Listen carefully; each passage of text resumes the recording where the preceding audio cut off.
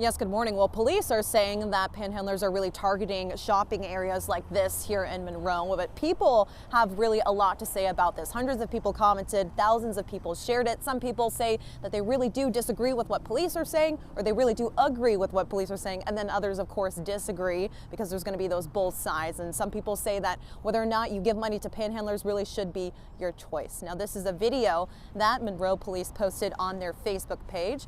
The video shows that they discourage people from giving money to panhandlers and instead encourage people to give to charities that help people experiencing homelessness.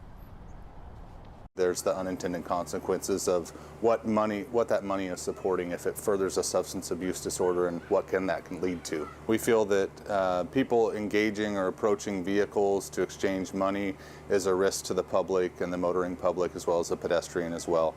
We also think it's an unsafe practice for people to engage in hand-to-hand exchanges of currency. Creates risks for opportunities.